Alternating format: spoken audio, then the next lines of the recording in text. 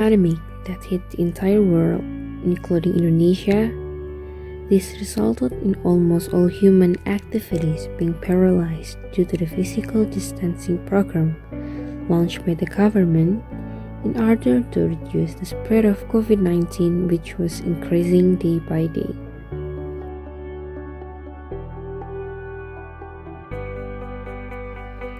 To prevent COVID-19, scientists and engineers say that we need breath inside buildings, which means fresh air is a key to have a good circulation.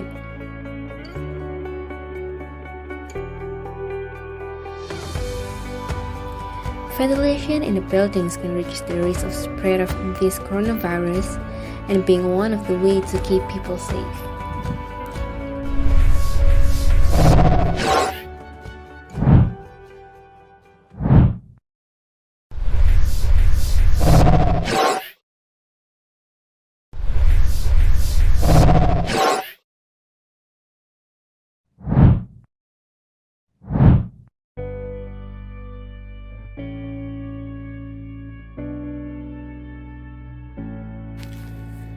During the pandemic that hit the entire world, including Indonesia, this resulted in almost all human activities being paralyzed due to the physical distancing program launched by the government in order to reduce the spread of COVID-19, which was increasing day by day.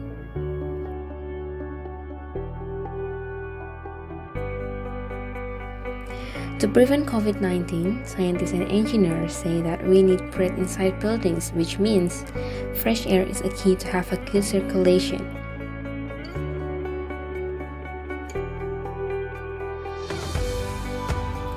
Ventilation in the buildings can reduce the risk of spread of this coronavirus and being one of the ways to keep people safe.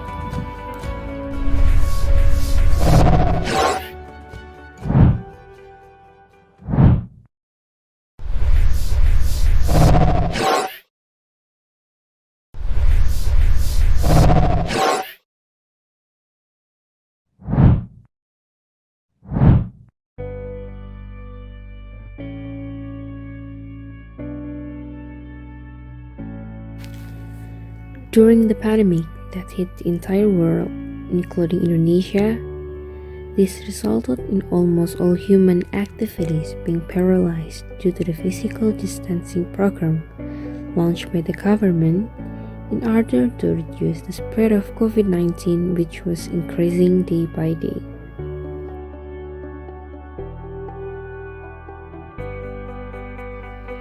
To prevent COVID-19, scientists and engineers say that we need breath inside buildings, which means fresh air is a key to have a good circulation.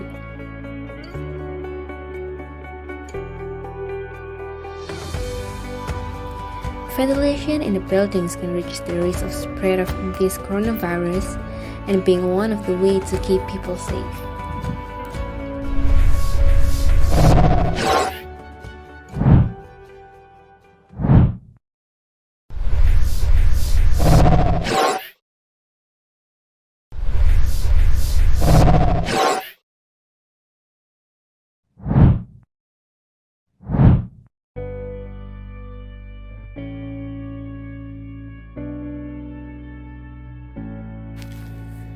During the pandemic that hit the entire world, including Indonesia, this resulted in almost all human activities being paralyzed due to the physical distancing program launched by the government in order to reduce the spread of COVID-19, which was increasing day by day.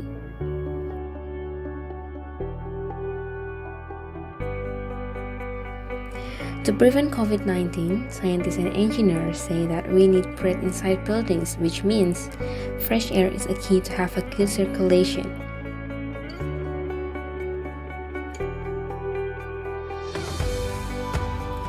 Ventilation in the buildings can reduce the risk of spread of this coronavirus and being one of the ways to keep people safe.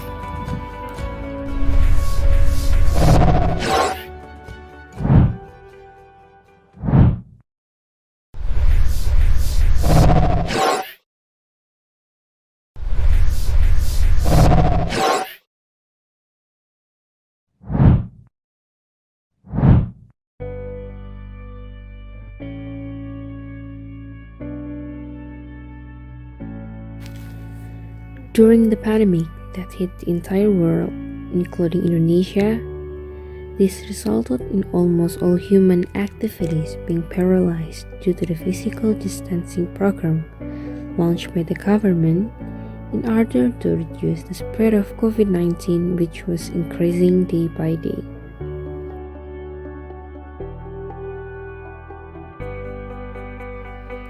To prevent COVID-19, scientists and engineers say that we need breath inside buildings, which means fresh air is a key to have a good circulation.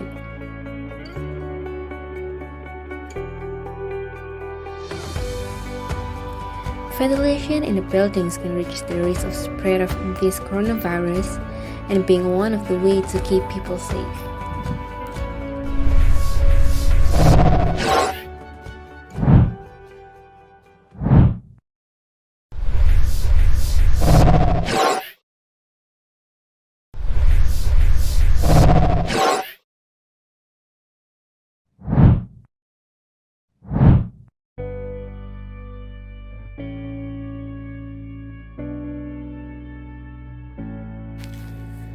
During the pandemic that hit the entire world, including Indonesia, this resulted in almost all human activities being paralyzed due to the physical distancing program launched by the government in order to reduce the spread of COVID-19, which was increasing day by day.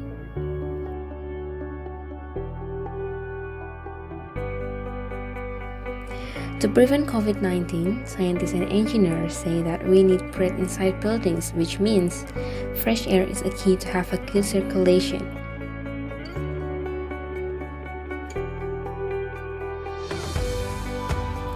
Ventilation in the buildings can reduce the risk of spread of this coronavirus and being one of the ways to keep people safe.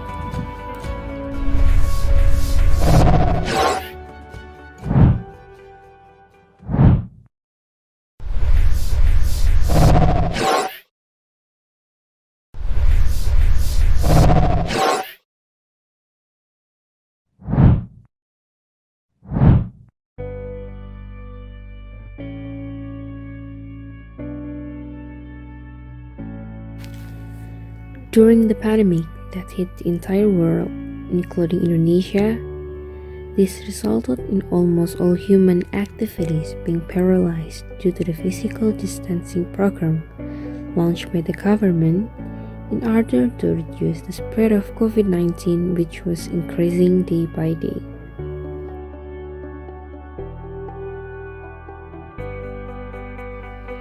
To prevent COVID-19, scientists and engineers say that we need breath inside buildings, which means fresh air is a key to have a good circulation.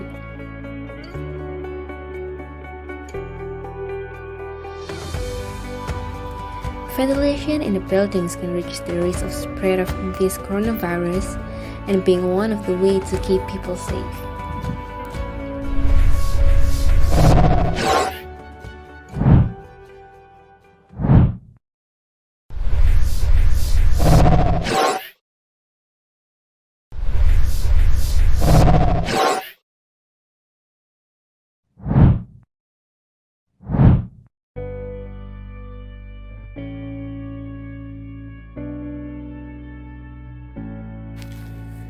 During the pandemic that hit the entire world, including Indonesia, this resulted in almost all human activities being paralyzed due to the physical distancing program launched by the government in order to reduce the spread of COVID-19, which was increasing day by day.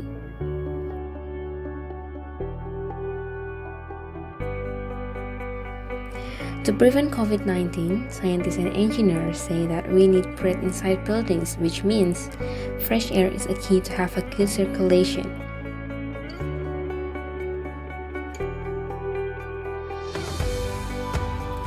Ventilation in the buildings can reduce the risk of spread of this coronavirus and being one of the ways to keep people safe.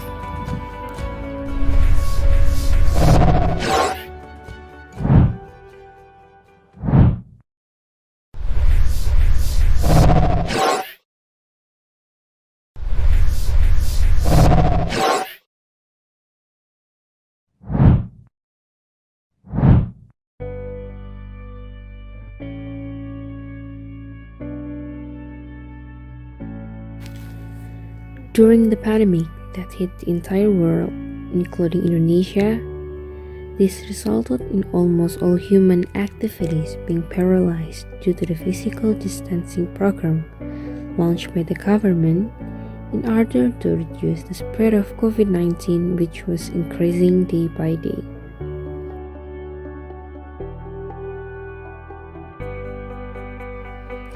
To prevent COVID-19, scientists and engineers say that we need breath inside buildings, which means fresh air is a key to have a good circulation.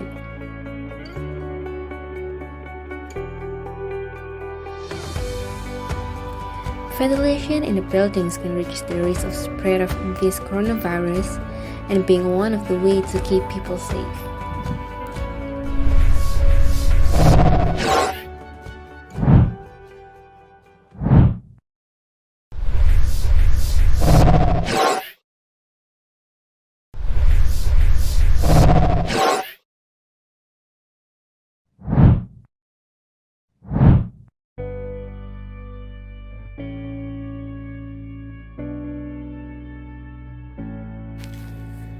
During the pandemic that hit the entire world, including Indonesia, this resulted in almost all human activities being paralyzed due to the physical distancing program launched by the government in order to reduce the spread of COVID-19, which was increasing day by day.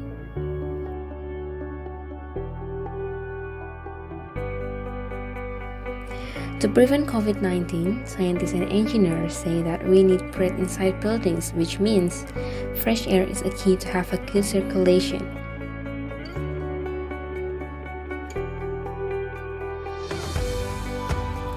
Ventilation in the buildings can reduce the risk of spread of this coronavirus and being one of the ways to keep people safe.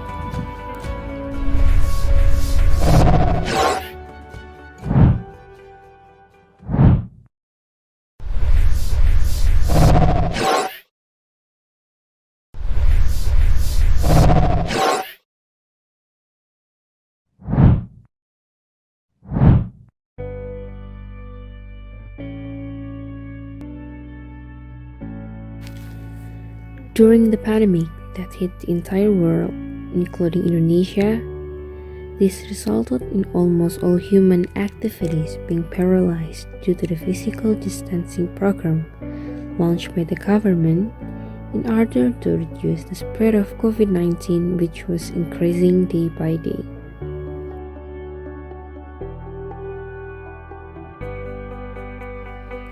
To prevent COVID-19, scientists and engineers say that we need breath inside buildings, which means fresh air is a key to have a good circulation.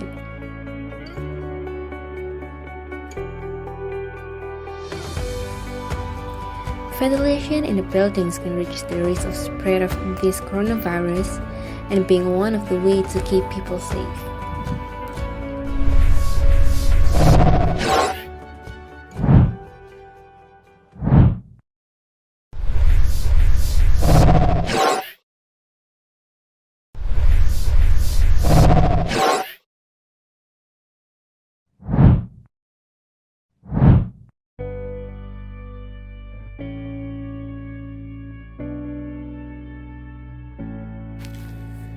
During the pandemic that hit the entire world, including Indonesia, this resulted in almost all human activities being paralyzed due to the physical distancing program launched by the government in order to reduce the spread of COVID-19, which was increasing day by day.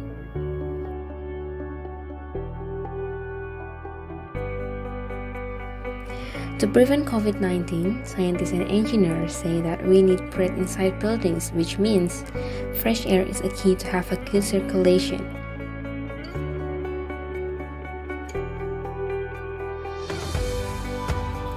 Ventilation in the buildings can reduce the risk of spread of this coronavirus and being one of the ways to keep people safe.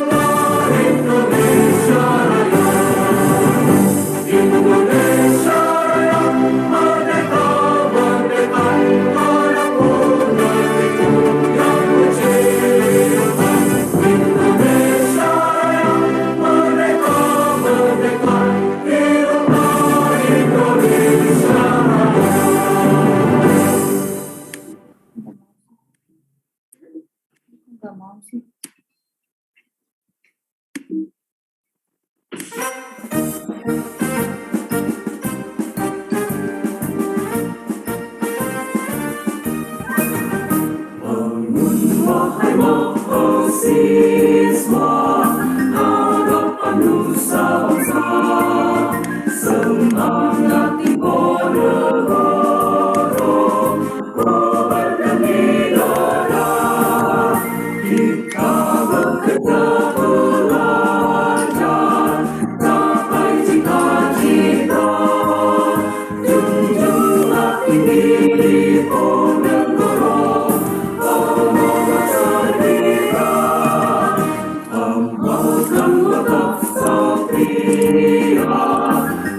Satria paripurna, mengabdi tanah pusaka, Ibu Indonesia, berteladan Pancasila, membangun dunia, junjunglah tinggi impor negara, Membawa Selaraskan.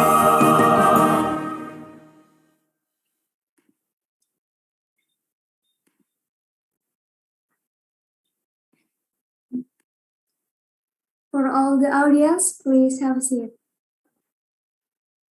Rules of Expert Speak 2021. Tata tertib Expert Speaks Webinar Series. Yang pertama, peserta masuk ke dalam Zoom meeting maksimal 15 menit sebelum acara dimulai. Kedua, peserta wajib mengikuti dan mematuhi arahan yang nanti dibacakan oleh pembawa acara, baik Master of Ceremony maupun moderator. 3. Peserta diwajibkan on-cam selama acara webinar Expert Speak berlangsung. Keempat, peserta diharapkan mematikan mikrofon untuk menjaga ketertiban keberlangsungan acara dan mengaktifkannya ketika ada instruksi. Yang kelima, peserta wajib mengikuti seluruh rangkaian acara webinar Expert Speak dengan baik.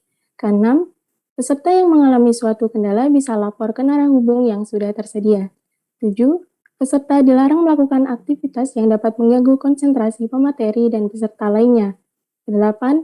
Peserta diwajibkan menggunakan virtual background yang telah disediakan oleh panitia. 9. Peserta wajib mengisi absensi pada link dan barcode yang akan diberikan oleh panitia di setiap sesinya, dan jika mengalami kendala saat absensi, peserta dapat memberitahu secepatnya kepada narahubung. Sesi tanya jawab yang pertama, peserta yang ingin bertanya wajib mengaktifkan fitur raise hand dan memperkenalkan diri sebelum bertanya. Kedua, penanya diharapkan menyalakan mic untuk menyampaikan pertanyaannya. Ketiga, apabila terkendala pada mic, penanya dapat menuliskan pertanyaannya. The fourth agenda and opening video will be played on the screen for the committee. Please show the video, please.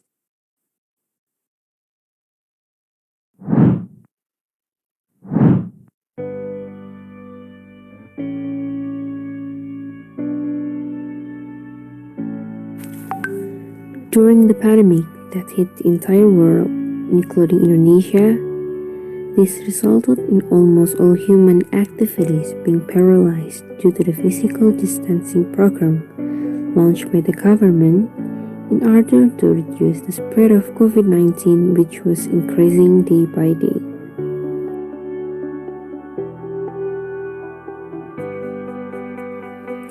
To prevent COVID-19, scientists and engineers say that we need breath inside buildings, which means fresh air is a key to have a good circulation.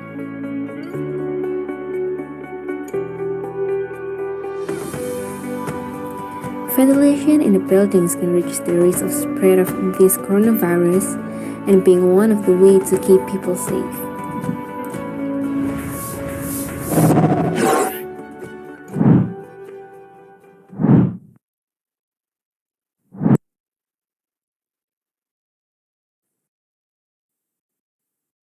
Ladies and gentlemen, here we go to the greeting speech from the Chief of Applied Bachelor Program, Civil Infrastructure Engineering and Architecture Design, Vocational School, Universitas Diponegoro, to respectable Ibu Asri Nurdiana STMT. Time and screen are welcome. Oke, thank you. Terima kasih ya MC ya. Oke, bismillahirrahmanirrahim. Assalamualaikum warahmatullahi wabarakatuh. Good evening and good day to all of us. To our honorable speaker, Dr. Azam, Dr. Muhammad Azam bin Ismail from University of Malaya. Thank you for your kindness, Dr. Azam, and your willingness to share your knowledge to us today. The material for today is related to the adaptation of the pandemic in the construction sector. The title of today's lecture is Best Ventilation Design to Beat COVID-19. As we all know, currently COVID-19 is still a national disaster in Indonesia. So hopefully today's lecture brings a lot of knowledge to all of us. Dr. Azam, please visit us in Undip, Diponegoro University if you go to Indonesia. You can supervise Celi, you can visit Celi and see her progress, maybe. We are very welcome if you go to Indonesia This time.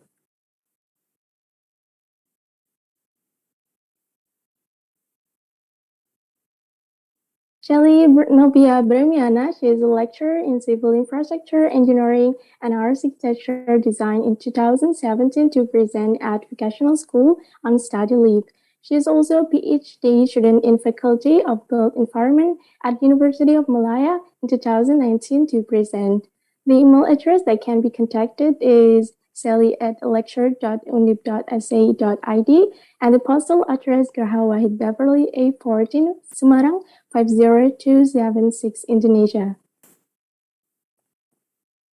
Move on to the educational background. Our moderator is currently studying PhD at the University of Malaya, Kuala Lumpur, Malaysia in Sustainable Design, University of Twente Amsterdam, the Netherlands Master of Science in Construction, Management and Engineering, Section University of Applied Science Deventer, the Netherlands Bachelor in Built Environment, PBA, Diponegoro University, Semarang, Indonesia in Engineering, Architectural Engineering in April 2013. Next, he has experienced as the lecturer of civil infrastructure engineering and architectural design in Diponegoro University for now, lecturer in architectural engineering of Diploma 3 at Diponegoro University in 2017 to 2019, architect and interior designer in CV Indra Mandiri in April to November in 2016 and freelance designer in 2012 to 2013. Move on to the professional associations. First, Green Associates from the Green Building Council Indonesia, Indonesia Architect Association of Central Java, and currently be part of Indonesia Architect Association Europe region. Go to the selected publications. Sally Novia Bremiana STMT has participated in many selected publications that can be seen on screen. It is such a great achievement and very motivating us. To the moderator, Sally Novia Bremiana STMT time and screen are welcome.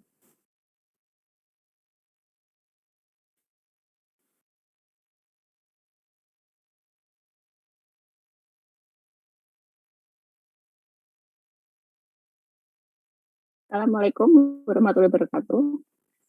And good day for everyone. And my name is Shelly, and I'm going to be the moderator for today's expert speak. And I would like to ask the MC, can you hear my voice clearly? Yes, I can clearly hear it. Okay, perfect. And now I would like to firstly say thank you for the chance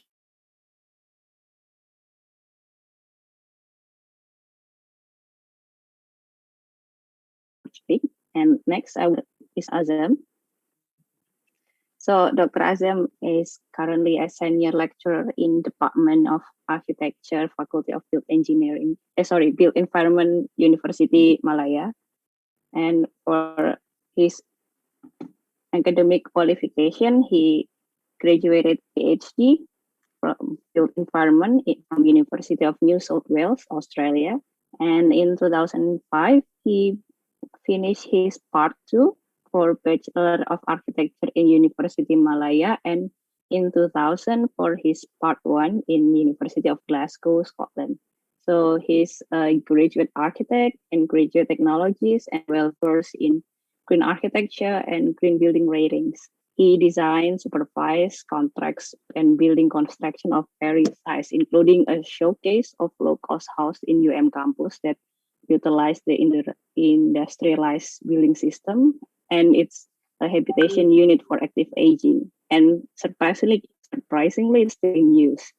Oh, and he also involved in Malaysian Green Building Council, and from 2014 until 2018, he was the head of Department of Architecture at UM. And currently, he's the college master of Tun Sheikh Shahiruddin Residential College in UM. At national level, he was appointed as the chairman of the Malaysia Council of Heads of Architecture School, or COHAS, from 2014 until 2016. And his areas of expertise are green architecture, green building rating, environmental sustainable design. He also authored and co-authored 54 publications, including journals, book chapters, articles, proceedings, and posters. He's been invited speaker in various events also. And currently, he examined 32 MSc he already had examined 32 MSc and MBA students to 24 PhD theses at proposal defense, candidature defense, thesis seminar, and viva at UM, IIUM, and CG University. Currently, he also supervised 11 graduate students, including myself. And last but not least, I can assure you he's a really nice man, and he's really kind and very professional. So that's all from me. And next, I would like to ask Dr. Azam if you can start your presentation, please. All right, thank you very much, Shelly. I'll just share my screen right now. Okay.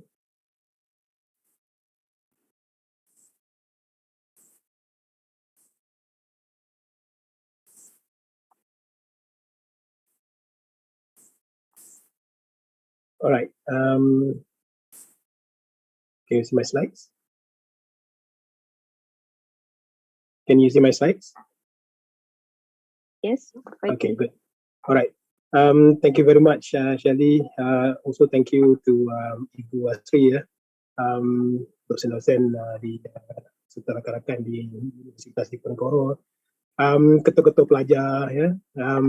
Thank you very much for inviting me to talk to you for the expert speak session this afternoon. It's a great honor to me. Okay. So this afternoon the topic is about best ventilation designs to beat COVID-19. If you do have any questions, I think perhaps you might want to reserve it until the end of the session later on.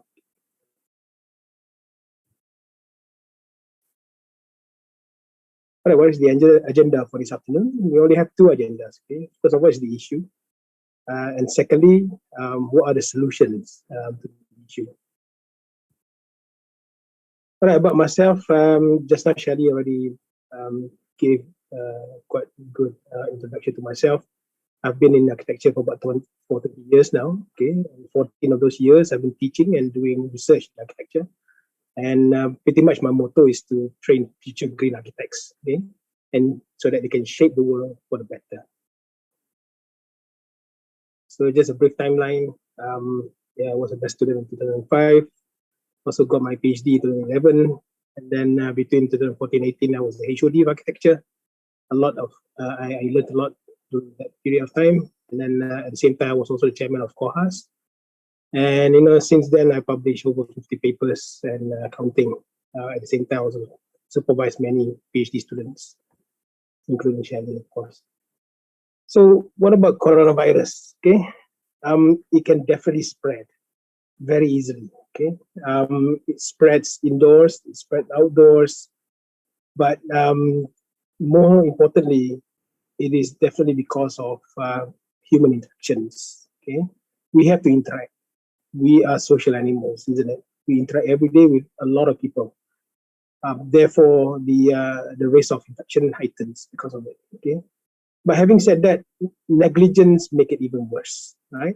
At the same time, poor indoor ventilation also make it even worse. Therefore, we need to improve at least on those two fronts. Okay, in terms of negligence, trying to beat it. At the same time, try to improve on poor indoor ventilation. Okay. So all over the world, there were lots of guidelines being published by many global organizations and also governments. Okay, but they did take their time in order to publish all these guidelines. Most of the guidelines came out in 2021 and very recent. Whereas in 2020, when the outbreak first started, the scientists, the engineers, they were scrambling to get enough information about the coronavirus and study it, right? At the same time, we also had the experts in the medical field trying to produce ways to treat the COVID-19 disease. At the same time, come up with the vaccinations, the vaccines. But in terms of the within the built environment area, okay, field, we only have a number of guidelines. Okay, the most important is definitely the WHO's roadmap to improve and ensure good indoor ventilation. This one should be the ultimate kind of reference for any government or any other organizations that want to produce indoor environment ventilation guidelines for their organizations or their organizations. So the other one is an important one which came out, which was published by ASHRAE. Okay, so within this guideline, there are lots and lots of details that organizations or even governments can follow.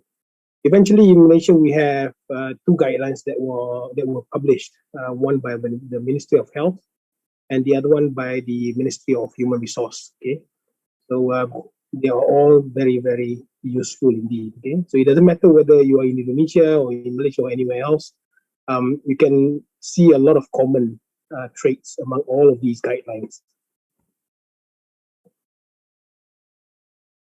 In terms of transmission potential, okay, there are many ways that the virus can spread. But there are three most important situations that you have to avoid. First of all is the crowded places. Okay, so in crowded places, a lot of people will congregate in that area, and definitely if there are negligence and at the same time there are no protections in place, such as wearing masks or face shields or social distancing, for instance, definitely you should be able to get infected very easily. Okay, so definitely practice social distancing, wear face masks. This one is definitely standard and ubiquitous throughout the whole world. Okay, so it's not just in Indonesia or in Malaysia, but everywhere else the same. So practice social distancing, wear face mask or face shield if matter. You can also do double. You can also wear double face masks. Okay, and then do remember to sanitize your hands. Wash them regularly with soap if you can. And then the second space that you might want to avoid is our confined spaces. Okay, but having said that, you can't really avoid lifts, isn't it? Something that everybody uses every time, every single day, right? So you have to go up tall buildings, definitely you'll be using lifts. So within lifts, if it's not ventilated properly, the risk of COVID-19 transmission is definitely very high. Therefore, again, wear masks, wear double masks if you can, or wear a really good mask with enough amount of, really good filters.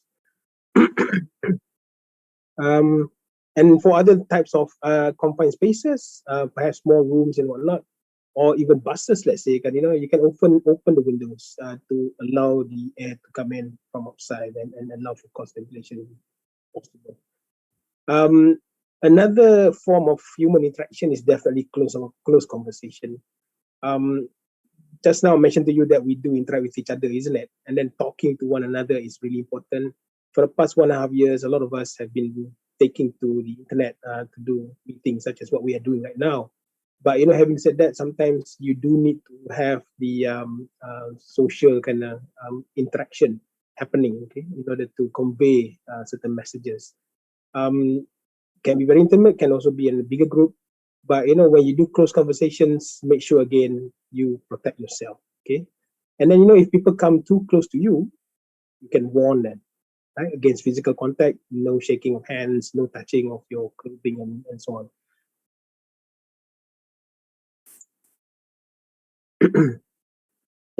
From science, I mentioned to you last year has been really the science fraternity has been really active, finding ways to address the COVID-19 issue. Okay, so there's been a research that shows how particles, the trajectory of particles in the air. Okay, because at one point we thought that the coronavirus sticks to surfaces. Okay, so there were early studies saying that the coronavirus are only on surfaces. You just clean them, wipe them with disinfectants and so on, and then that's it. And then a bit later on in 2020, a lot more scientists found out that the coronavirus is actually airborne. So once it's airborne, it's a lot more dangerous. At the same time, it can also hang within the air inside a room for quite a number of days. Okay, so the risk persists even after the person who brings the virus into that room has gone away, right? So if the airborne virus would definitely be hanging somewhere in the air. If it's within droplets of droplets of water coming out from your mouth, let's say from somebody during talking, that droplet of water would definitely fall onto a surface. Therefore, transmission of virus by contact onto a surface is still there, okay, but not as high in terms of the risk in comparison to airborne diseases. Okay, the other one is direct contact. And then if you look at the other diagram down here, you can see from an infected person, if he or she sneezes or coughs or talks loudly or sings, let's say, that person can transfer the droplets of air, droplets of contaminated saliva into the air, and can be inhaled by another person close by. Similarly, you can also get it from through fecal and oral connection. Okay, from this study, it shows that if you wear masks, the chances, the probability of infection reduces dramatically over time. In terms of from engineering, the engineers also came up with ways of trying to distribute air or ventilate indoor areas. Okay, so over the past year, more research came out, and they've been focusing more on the on indoor spaces or on CFD, computational fluid dynamics, for air conditioning and also for fans. Okay, so you can see the pattern of air coming out from AC and circulating around the lecture room. Okay, and then at the same time, if you use a ceiling fan in an office, this is what you probably get: air being pushed down and towards the side and recirculating within the room again. There is also a study from the University of Oregon, modeling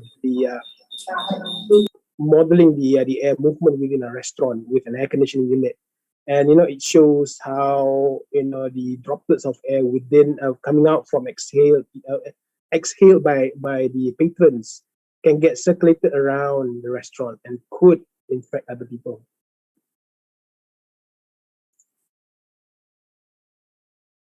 So what are we to do then? Definitely, if you can detect poor ventilation, it'll be really good. some people might want to carry with them a CO2 meter, let's say, because with a CO2 meter, you would definitely be able to see how much amount of CO2 is hanging within the room, right? The higher the amount of CO2, it means that the ventilation rate is lower. Okay, so the lower the CO2, the better, definitely. Okay, don't don't get the room size and shape. Don't get fooled by the room size and shape. Definitely. Sometimes larger rooms would also have higher amount of CO2 concentration. Why? Perhaps the ventilation system is not very good. The windows are small or far apart.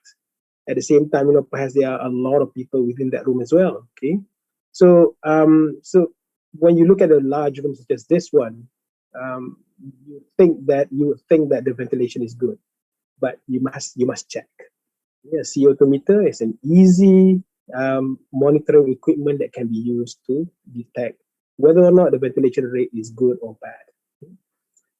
But do remember this: the COVID-19 virus is definitely airborne and can be present in air droplets or particles exhaled by any one of these people, right? And poorly ventilated rooms would definitely heighten the risk of transmission. So there's an indoor threat right now. We are all indoors right now, unless you are, watching this talk online outside of your classroom, under the shade of the tree. There's always a threat indoors. So the exhaled virus can definitely accumulate inside rooms and infect other people who do not have direct contact with the infected person. So, and simple CO2 monitor could be very useful. Therefore, whenever you enter a room which has not been open for a while, it's best if you open the windows and the doors or switch on the fans, to allow the air to be changed completely, right? Before you start working there or, start using the room. There are also other types of rooms that depend upon the function, right? Some rooms, they accommodate gymnasiums, let's say, or arenas, or sports halls, or perhaps an auditorium, where people sing, people talk loudly, or even church halls, let's say, even in the mosque, let's say. In those spaces, people would exhale even more, and they would exhale more volume of air. And if there is somebody within that room who is infected, exhaling all this air, therefore the amount of the probability of other people getting infected is very, very high. Therefore, according to the WHO, they recommend that the minimum ventilation rate of 6 to 12 air changes per hour, which is really high for healthcare facilities. It means that a lot of the healthcare facilities all over the world have to upgrade their air conditioning system or the mechanical ventilation systems, or perhaps rely more on natural ventilation by just opening the windows. So a new way of looking at indoor ventilation is needed right now. Over here in our region, in our climate, which is tropical climate, it is still okay to open the windows at certain times of the day. You can allow the air to move in and out, right? However, during the afternoon, it gets a bit hot, isn't it? Therefore, you have to make sure that the air that comes in, to ensure that you get, you maintain the amount of air changes per hour, you would want to have the air coming in at a certain temperature. So, if you can plant some trees outside of your building, that'll be really good. Or perhaps, the air comes in through a shaded area, that'll be really good as well. This is to maintain windows which are open all the time, and to support any mechanical ventilation that you have within your building. At the same time, the ASHRAE recommends an even lower air change rate per hour for homes. And then 2 to 3 air changes per hour for offices, 5 to 6 for schools, and 6 to 12 for hospitals again, right? Why? Because in the hospital, definitely there are a lot of sick people, isn't it? And at the same time, the chances of having infected people within their hospitals are much higher in comparison to other places, of course, right? At the same time, the CO2 concentration of 700 parts per million It's not very high, okay, but that 700 parts per million number has popped up in many research. Should be an absolute limit, okay. Therefore, even lowering it, lowering that limit is even better in some other spaces, especially places like gymnasiums and those places that I mentioned earlier, where you have a lot more concentration of people doing a certain kind of physical activity, especially, right? So if you're in a warehouse, let's say, you would be you could rest assured that it'll be a bit more difficult for you to get coronavirus if you're not in contact with anyone, because it's such a biggest volume of space. At the same time, if it's well ventilated, it's much better. If it's not, then you still have to have protection on you, definitely. So what can be done? Definitely adequate ventilation level, right? You need that to keep the coronavirus reproduction rate or the RT rate below 1. Okay. So right now in Malaysia, the RT rate was like 1.2 at one point for quite some time. That is the reason why we've been having like more than 20,000 cases per day. But due to the ramping up of the vaccination rate in Malaysia, okay, so right now the infection, the daily case numbers have dropped to below 10,000. It's been 5 days straight now. So hopefully we are praying that it goes down even further and faster, so people can get back to their normal lives. Okay. Some of the researchers are saying that you can double the rate of air changes in crowded spaces. Okay. So that will definitely reduce the infection rate by 35%. Okay. However, the same measure is negligible in very large venues with few occupants like a warehouse. Therefore, wearing masks indoors is more effective than changing the air. So, if you talk to engineers, definitely they want to go and change the air, right? Engineer something to make it work, right? Yes, you can change the air, but at the same time, personal protection using the face mask is definitely more effective and would definitely help whatever mechanical ventilation or any passive ventilation systems or designs that you may have in your building. So the first thing that you can do, the second thing that you can do after wearing personal protection is definitely to open windows. Open windows, you will definitely increase the ventilation rate, right? And then even better, try to get cross ventilation. But you do get a lot of rooms, such as this one here, which do not have cross ventilation. This house was designed by Glenn Murcutt, the Pritzker Prize winner from Australia. The Simpson Lee house, single-sided ventilation only, right? But the ventilation rate in this room is definitely very, very good. Why? Because there's a lot of openings. The opening size here is huge in comparison to the room. So you do get a lot of air changes per hour in here. Similarly, if you look at this house here, the Marika Alderton house again in Australia by Glenn Murcutt. This house also has got a lot of openings all over the place, allowing air to move in and out freely of the house, allowing cross ventilation as well. Therefore, reducing the risk of infection if there is anybody in here who is infected. So open the windows. You can also introduce courtyards in your design if you're designing a new building. But if you do have courtyards in your building, traditionally in Indonesia, you do have a lot of buildings, houses especially with courtyards, isn't it? Courtyards are really beautiful. Okay? You can have gardens in it. You can have, a lot of. You can have also water features inside it. But at the same time, it provides the house or the office, let's say, with ample amount of ventilation. All right. But do avoid these mistakes. First of all, a lot of people or architects or designers, they will calculate the full window area as the opening area, when that is not the case. Even at this house, at Glenn Murcutt's house here, the Marika Alderton house, it's only about half, isn't it? Yes, the opening is this much, but it's also there's also an obstruction, all right? Whereas this house over here, the whole screen is being pulled to one side. Therefore, this whole area, 100% is the opening size.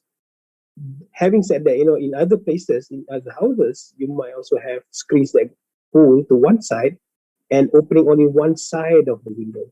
Okay, therefore the window opening is just half of the whole window area. You need to check on that whenever you design. Make sure that you have enough amount of openings. Definitely for local governments, or the local governments would definitely have a regulation about ventilation, the minimum amount of ventilation. Like over here in Malaysia, we have the uniform building bylaw, and within that, it says that we have to have a certain amount of opening sizes for different types of rooms. Okay, so for bedrooms, there's a certain amount. For toilets, there's another certain amount, and then for classrooms and so on and so forth, there are specific amount of openings needed for those rooms for two things. One is for ventilation, it must be clear opening. The other one is for daylighting. Okay, so for daylighting, you can calculate the whole window area. So I mentioned to you just now about courtyards. Over here, there is a beautiful house. It was done by Gas Architects in Singapore. This house called Rattan House. It does have this beautiful garden inside it, and it allows a lot of natural ventilation happening, and it makes it really nice and comfortable as well. At the same time, you can also have large openings such as this house, the Longback House by Design Unit in KL. Okay. Again, this house allows good amount of cross ventilation, therefore reducing the chances of transmission of virus, okay, between one person to another.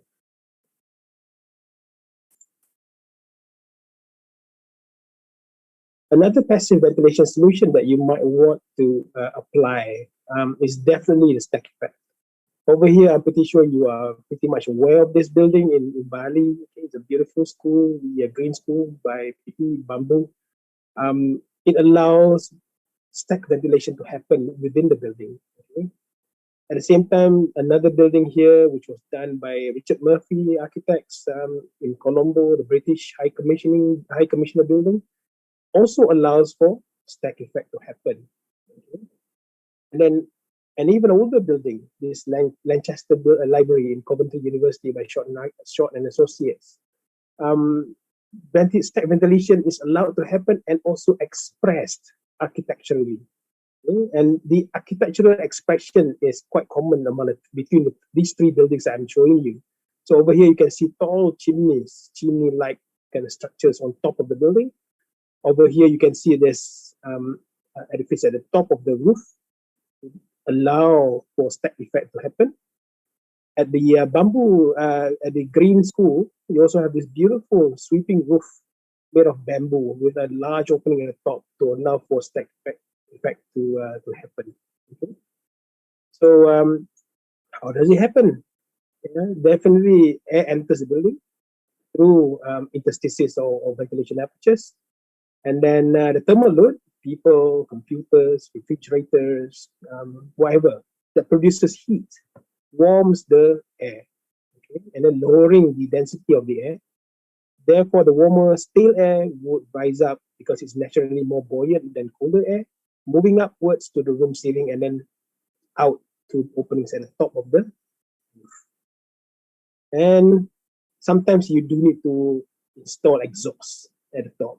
Why? Because on certain days, the climatic condition would not be ideal for stack effect to happen because there's too much amount of hot air or cool air, let's say, around the building, which will not allow the hot air to move up very easily. Okay.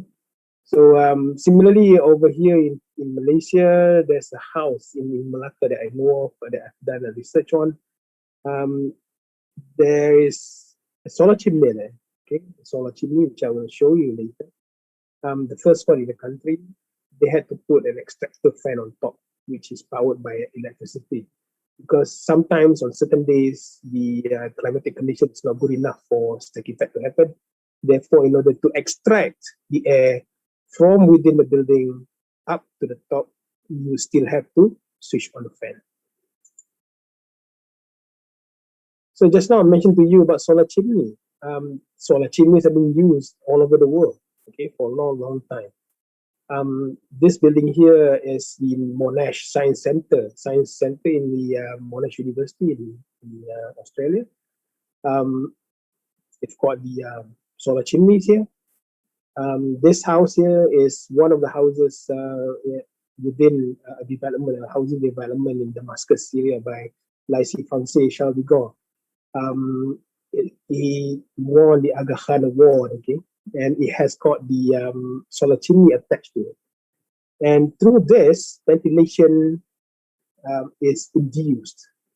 So you get airflow moving out of the building through the solar chimney, such as what you can see here in the diagram. But the condition must be right. You need a solar chimney with a lot of thermal capability. So it has to be dark, absorbs heat. It must be really hot, warm, very, very hot inside here. And then you can even incorporate glass at the top, which heats up whatever material that you have on the inside, especially brick walls, even better.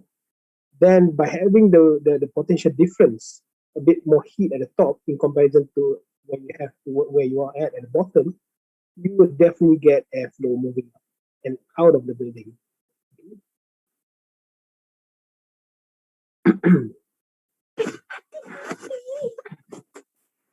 In terms of mechanical ventilation, you do need mechanical ventilation, especially in very large spaces such as this one here, the Grand Central Station in New York. Other large spaces such as mosques, churches, malls, whatever, all of them require mechanical ventilation. So mechanical ventilation through air conditioning would definitely help to remove contaminated air and draws in virus-free outdoor air. However, this could increase energy consumption. It's something problematic, but it's something that you needed, isn't it? You need to run the air conditioning. At the same time, you know for sure that it will definitely eat up a lot more energy. At the same time, produce more carbon emission. So right now, the priority for us is to make sure that nobody gets infected. So energy conservation will probably come next. And at the same time, the other problem with mechanical ventilation is that some mechanical ventilators, such as fans or extractor fans, can be noisy and make the room a bit drafty. You can feel the air moving through your room. At the same time, 80% of indoor air is recirculated. Okay, so if you're sitting inside an air-conditioned room right now, most of the air that you are breathing in is definitely recirculated. So you breathe, you exhale it out, the air gets sucked into the air conditioning, filtered, and then cooled down and blown back to you, isn't it? So conditioning 100% of the outside air is possible, it can be done, but it takes more powerful systems that uses up more electricity in order to condition or cool down 100% of outside air. Therefore, perhaps if you have to reduce, if you're worried about energy consumption, then you can perhaps use your air conditioning still, try to lower it down a bit, but at the same time introduce mobile air purifiers to clean the recirculated air and make the room cleaner, of course.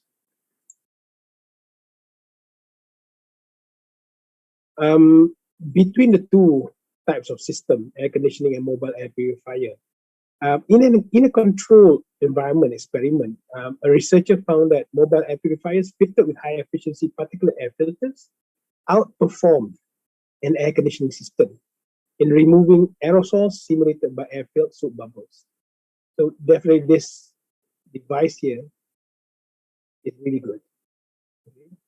Some are cheap, some are really expensive, depending upon the specification, but they are really, really useful in cleaning the air within your building. So for whatever mechanical ventilation system that you already have, or be it central air conditioning, a VRV or VRF system, or split aircon, or even just ceiling fans, you are definitely advised to use one of these to clean the air. Okay? So you can have ones with ionizers or whatever air purifiers that suit your budget. Definitely, it will still do a really good job for you. Therefore, simple and affordable solutions are needed. Current ventilation systems are definitely adequate, that I mentioned to you earlier, in maintaining a good indoor air quality. But most of the time, you definitely get systems which are poorly maintained. When I say poorly maintained, it means that some system might not get maintained at all. You don't clean it, you don't get it washed, you don't get somebody coming in to look at it if it's broken down. And then at the same time, the fans could be filled with dust. So you need to maintain them. You have to clean them very regularly, get them working at peak performance. Gives you two benefits. One, it recirculates the air, cleans the recirculated air well. Secondly, it helps to, once it runs, it will definitely not eat as much amount of electricity. So you can conserve your electricity better by having clean mechanical ventilation systems. So between these two types of air conditioning system, one is a centralized central air conditioning system for home. Okay, you can have this for a large building as well. And the other one is a VRV or VRF. A VRV is a variable refrigerant volume, or the other one is variable refrigerant flow. Both are the same, but they came from different manufacturers. Okay, so if you buy a carrier system, it will be a VRF. If you buy a Daikin system, let's say, it will be called a VRV system. Both are the same technically, but both are really good at conserving the amount of electricity usage. Why? Because it's very efficient. It doesn't blow air from a really far distance in comparison to central aircon, and it doesn't have a lot of machinery in comparison to central aircon system. In the central aircon system, you probably have a plant. You also have the chillers and everything else, and also the air handling units as well. So if you have a large building, every floor will probably have one or even more than one air handling units, therefore eating up more electricity. Having said that, a central air conditioning system could be deemed to be safer in comparison to a VRV or VRF system in terms of COVID-19 transmission of this. Why? Because in a central air conditioning system, you get the air to be returned into the duct and being transferred out of the building. And the central aircon would, inhale or take in fresh air from outside and condition it and feed it into the building. Whereas in a VRV system, the air conditioning systems are actually, they're more like split systems. So they recirculate whatever air that you have within the same room. Okay? So there's no air changes. Therefore, if you have to go and introduce fresh air into those rooms, you must open the windows or open the doors to allow for the air to change before you switch on the VRV system, let's say. So you might have to change your behavior in order to adapt to the current situation. A lot of new buildings nowadays are fitted with VRV because it's cheaper, it's more durable in comparison to central aircon, and it's easy to maintain as well. Because for central aircon, you have to clean up, you have to flush the ducts, you have to clean the cooling towers and so on and so forth. And it requires a lot of manual work in comparison to a VRV system. Usually in a VRV system, you definitely have to look after the outdoor unit and also the copper pipes that connect the outdoor unit to all of the diffusers within the building. Sometimes you do get leakages here and there, isn't it? It's normal. Even in the room that I'm sitting in right now, I have experienced the same issue a few times. So it's one of those weaknesses when it comes to a VRV system. But nevertheless, it is more efficient in terms of energy usage. But as I said earlier, you might have to adapt or change your behavior in order to make sure that the air that you breathe in is a lot cleaner. Just open the windows for a few minutes to allow the air to change completely, close it back, and then switch on your PRV system or your split aircon. As I said earlier, make sure you service your air conditioning. Get it cleaned, not just the indoor diffuser, but also the outdoor unit. It gives you two benefits, of course. One, it cleans the recirculated air. At the same time, it will eat up less amount of electricity. So less headaches, definitely. You can get professionals to come in, pay them a bit of money to get it done. Or you can also learn by yourself in order to clean up your own air conditioning system at home. For those who don't use air conditioning, great. But make sure you clean your fan blades, right? Take a good damp cloth, just wipe those blades clean, make sure they're clean, and then you can switch it on again. So, when you use, let's say when you use ceiling fans, switch it on. At the same time, you can also open up the windows or the doors to allow fresh air to go in. So the fan would distribute the air nicely throughout the whole room. At the same time, perhaps push all the stale air out from your house or from your office. So in conclusion, there are 7 items here. Okay. First of all, definitely avoid the 3 C's. Crowded places, confined places, close conversations. Right, the 3 C's. It's quite universal. You go to any country in the world, they will definitely be talking about the same thing, 3 C's. At the same time, do the 3 W's.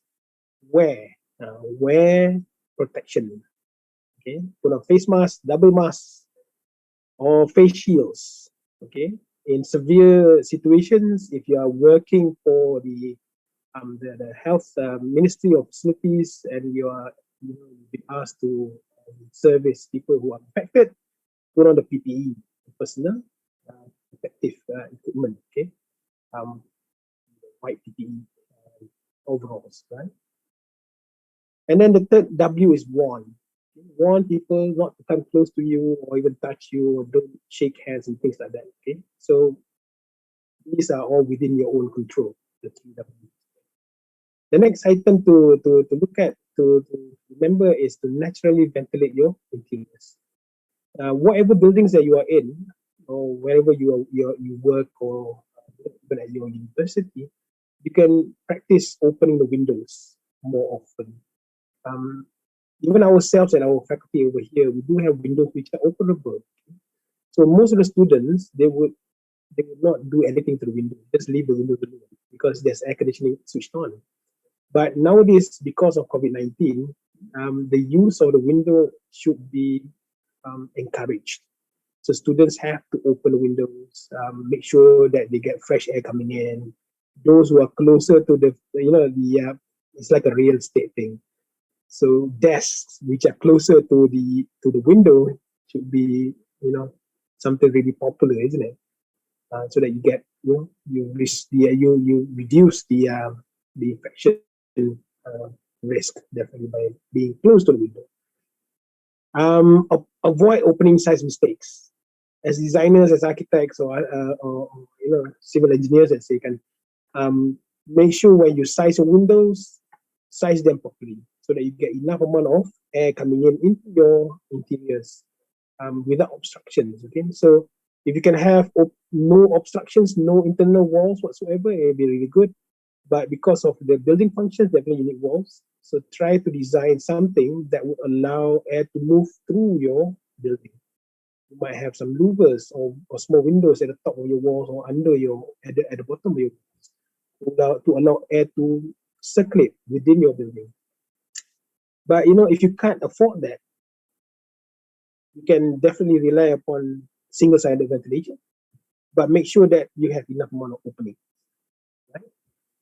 And then the next thing is you can use mechanical ventilation. It's there, definitely. It doesn't mean that because of coronavirus you have to get rid of it. No, you can rely upon it, but make sure that you use it properly. So with the help of mechanical ventilation, such as ceiling fans or fans mounted to the walls, or fans which are on your tables, you can also have air conditioning running at the same time. But make sure that you clean them regularly, service them regularly. so that they are clean, they are more energy efficient, and at the same time, they will recirculate cleaner air rather than dirty air. If you can change your air conditioning into something even better, all right, something with an ionizer, let's say, or with a HEPA filter, for instance, then go ahead. All right. If it's within your budget, then change them. If you can't, look after the old system that you already have. Last but not least, make sure you get vaccinated. It's really clear over here in Malaysia that we can see after the vaccination rate has gone up. Right now, we are sitting at about 89% of the adult population in Malaysia. All of them have been vaccinated. And because of that, the number of cases have dropped dramatically. So, hopefully within the next 2-3 weeks, we are really hoping that it will go down even further and it will allow us to go back to normal kind of living conditions. And similar kind of observations were seen in other countries as well. They saw this in the UK and Europe, especially because they got vaccinated a lot earlier than other countries. So when they ramped up the amount of vaccination, they saw the number of cases coming down very, very quickly, right? So do get vaccinated, fully vaccinated, depending upon the type of vaccines that you're taking, Sinovac or Pfizer or AstraZeneca or whatever, make sure you get fully vaccinated. And then, hopefully with that, you'll feel a lot safer in going out and handling your, addressing your daily activities and so on. Or, do interactions with your friends, with your lecturers, or, your family members as well. And I think that is the last slide. So there are some references here that you might want to check up. And thank you very much. I will open the floor for you to ask questions.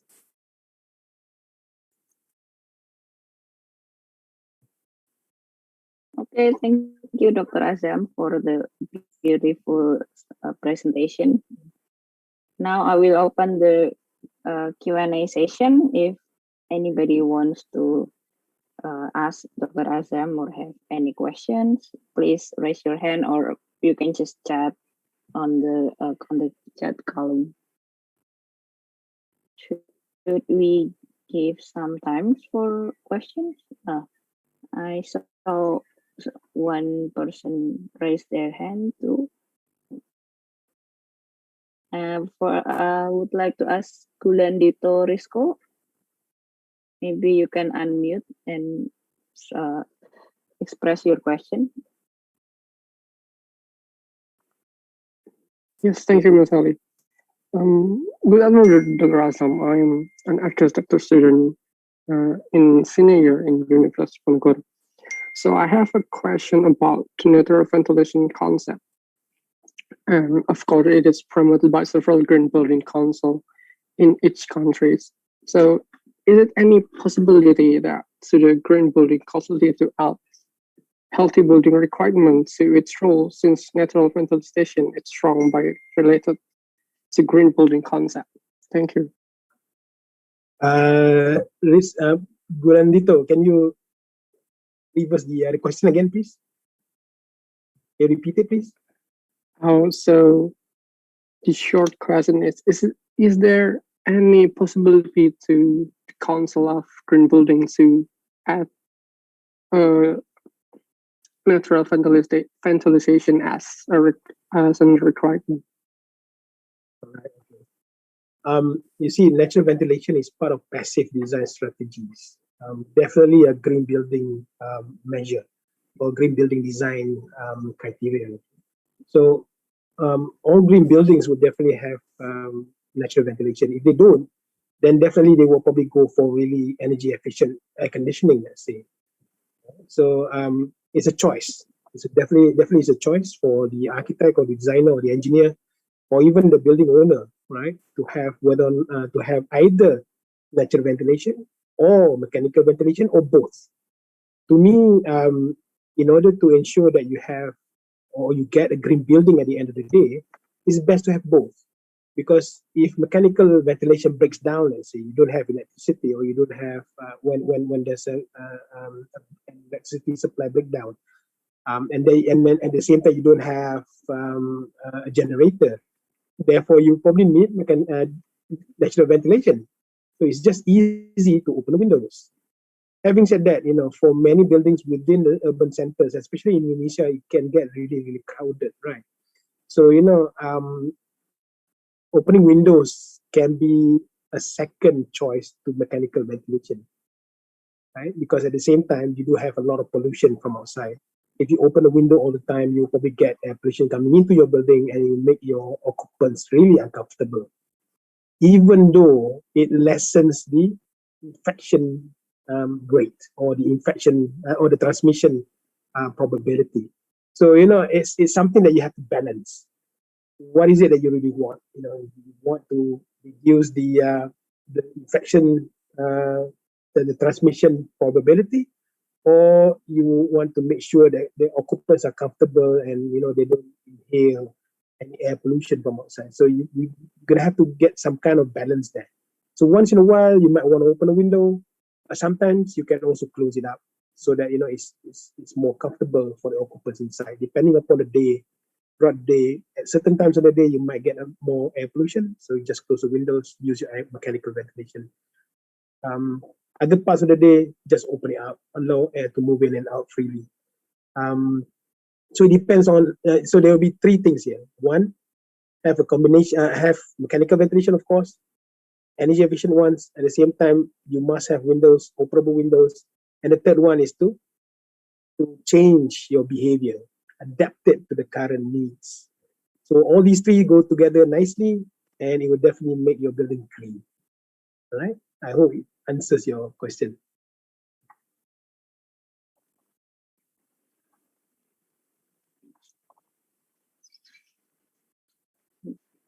So, Glendigo, does he answers your questions?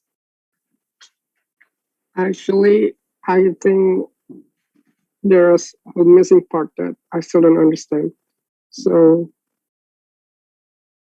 is it possible to make it requirement? I mean, for the Council of Green Buildings to make its requirement to each building, is it possible, or is it just still okay? in our choice? Right now, natural ventilation is a requirement by any government. Okay, so your government, your local government, let's say the city of Semarang governorship, right? You would definitely have a local building bylaw, and within that, there would definitely be some provisions for ventilation, for natural ventilation. Like us over here in Malaysia, we have a uniform building bylaw adapted from the British building bylaw, and within that we have a natural ventilation provision. It says that every single type of room must have air changes per hour, and then they stipulate a certain amount of air changes. So for any architects or designers, we have to comply with that standard. It's a regulation. But for green building councils, they are at a different level, right? Green building councils usually want to, they address buildings which are above and beyond the basic standard stipulated by the bylaws. So, for green building councils, they might say that, okay, you can have the basic ventilation rate, but at the same time, if you go, let's say, 100% more or 50% more, you get more marks for, let's say, the national green building rating system, for instance. Over here, we have the GBI, the Green Building Index. And within the Green Building Index, there is also stipulation saying that for ventilation, higher rate will definitely get you more marks. So for green building councils, that is just about it that you can do. Okay, so they can encourage the building designers and owners to go beyond, above and beyond the normal, the basic standards stipulated by the government, and they can get more marks. That's the only thing they can do for now. They can't make it mandatory though. Okay, thank you, Dorazan. Okay, next there is Miss Asri. Okay, thank you, Miss Shelly. Okay, Dr. Azam. Yep. I have a simple question. In the future, what is your suggestion for home renovation, especially for ventilation and lighting, that are safe from viruses, from bacteria, if we want to get home renovation. So we already have existing building, yeah, a home, maybe offices. So in the future, we want to get some renovation. What is your suggestion, especially for ventilation and lighting? Because in the future, maybe this pandemic will become endemic, right? And we have to adapt in our life. Yeah, of course. Yeah. What you mentioned just now is really true. One way or another, we definitely have to live with the virus. Okay. Even ourselves over here in Malaysia, the government will declare the pandemic an endemic. I think perhaps in about a month's time, right? So we have to live with it. By living with it, we have to adapt whatever we have in order to make sure that the transmission probability is reduced. So therefore, whatever if you are to go and extend your building or renovate it, okay, let's say there are two situations here. One is extension to an existing building. Another one is renovation of an existing building without adding to it. If you have to go and renovate your building, if you don't have enough amount of openings, means your windows are small, or you do have a lot of windows but they're not operable windows, so change them to windows which can be opened up totally if you can, right? But make sure the windows are protected on the outside. You do have ledges, you've got to shield the windows from solar radiation, right? So that you don't get heat coming in. At the same time, you can also go and plant trees on the outside of your buildings to shield your building from heat. And perhaps the trees and plants can filter the air coming into your building as well when you open the windows.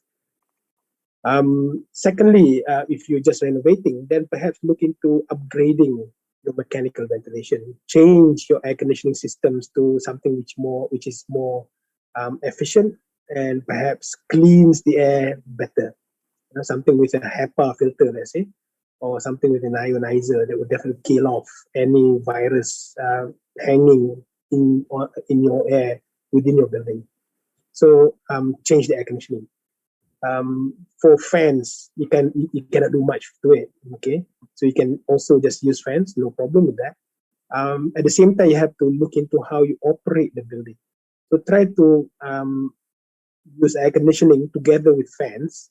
At the same time, before you switch on the air conditioning, open up the windows first, let the air come in naturally, and change the whole air with the whole volume of air within your building before you start using air conditioning. Because once you use air conditioning, it recirculates the air within the building. So if the air is contaminated or full of bacteria, let's say, if you don't change the air, it will still be there. Okay, and at the same time, if your air conditioning is not good enough, it doesn't filter the bacteria or the virus. Therefore, you definitely have risk of infection. If you do go and extend your existing building, then try to incorporate all of that new ideas into your new part of your building, right? Or if you go and design a new building, try to think of larger openings. Try to think of courtyards. Try to think of balconies to allow for ventilation.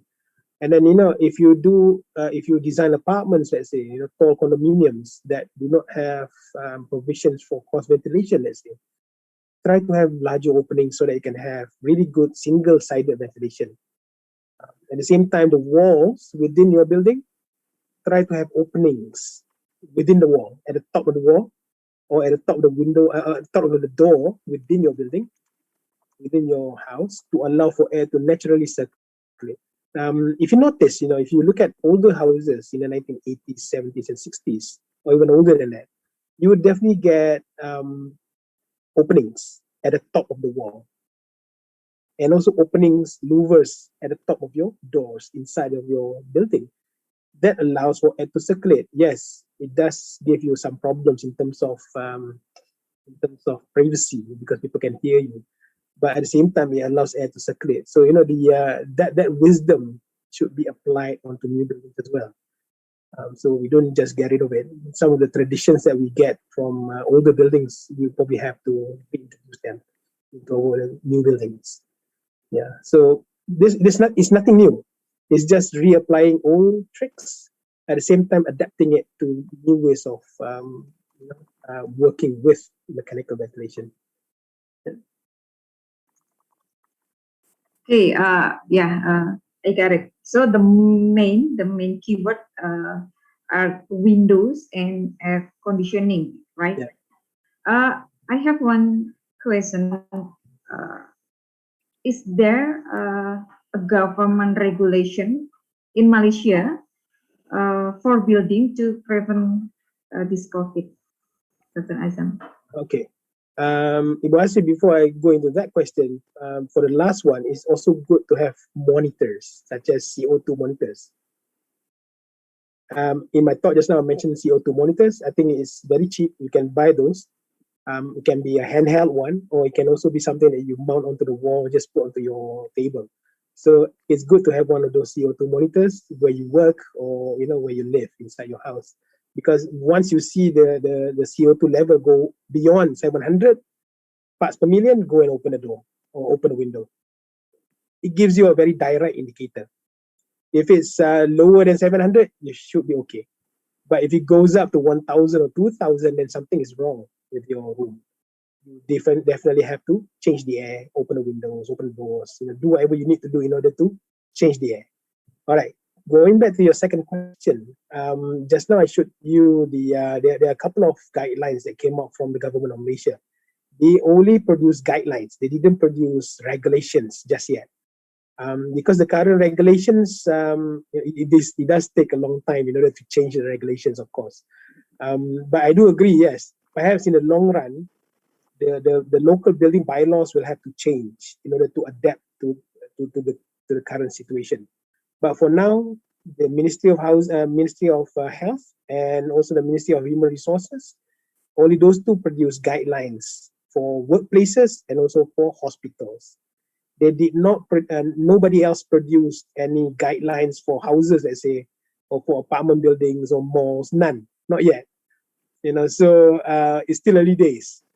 Even those guidelines were only produced in July this year.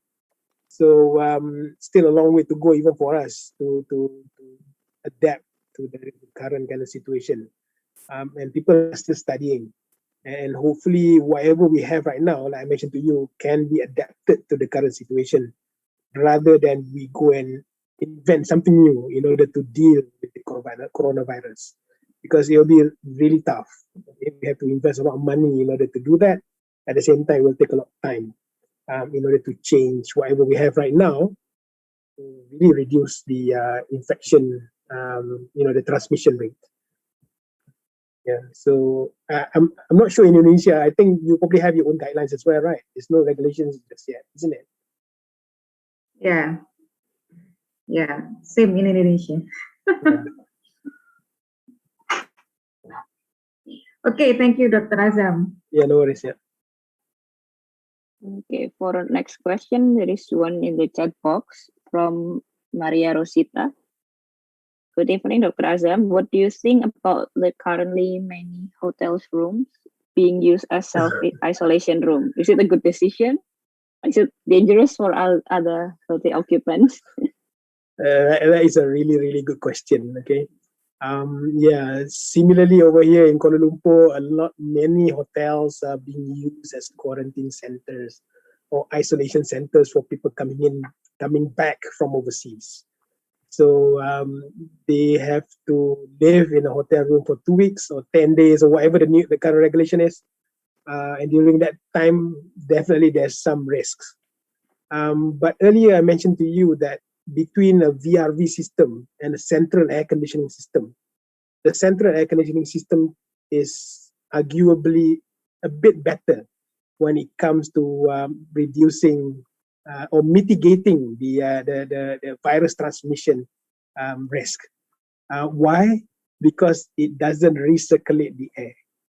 It introduces fresh air continuously, but the amount of fresh air that comes in is not as high as opening windows. So you still get fresh air coming in, you still get some recirculated air up to 80%, but nevertheless, you still get fresh air coming in comparison to those hotels which have got VRV systems. So if you go to really large hotels, they would definitely run central air conditioning, because why? It's cheaper, it's easier to maintain for them. Rather than having like 200 split air conditioning units to look after, they only have like 20 AHUs to look after. So, it's more rational to have central aircon in large buildings, right, for big hotels. At the same time, you might have noticed this. Whenever you're in a hotel, even though it says that it's a non-smoking room, sometimes you do get to smell somebody smoking from somewhere, isn't it? Why? Because the air is being pulled in from somewhere else. So it shows that the air, either the smoke comes in from outside because somebody is smoking close to where the air inlet is, or perhaps somebody is smoking within one of the rooms on the same floor or another floor. And that smoke goes into the duct and gets reintroduced back to other rooms. So the air moves, definitely, right, within a central aircon system. So in order for you to really lessen the risk of infection, it's best if those people who are being quarantined inside those buildings to open the windows slightly, just to allow a bit more fresh air coming in from their own windows, if they can do that. But I do know that many hotel rooms, especially those tall buildings, they just lock everything up, isn't it? You can't open the windows, so there's a bit of risk there. Having said that, it's lower than going to a smaller hotel with a VRV system. Okay, so yeah, there's still a risk. If you want to get quarantined in a very safe place, quarantine infected people or people coming in from overseas in a facility with only ceiling fans and windows. That will probably be the best solution. Like a hostel, let's say, a school or university hostel, no air conditioning. That would be the best solution to me. Okay. Good question. Okay. And next we have Ismail Hassan. Okay, thank you. Dr. Azam, that was such a great presentation that you have shared. And such an unprecedented pandemic that leads us to a new normal way of life. And even in Indonesia, it is mandatory for premises to provide a sink for patrons to wash their hands before entering the building. And according to you, maybe it is out of the topic, but it is something unique for me to ask.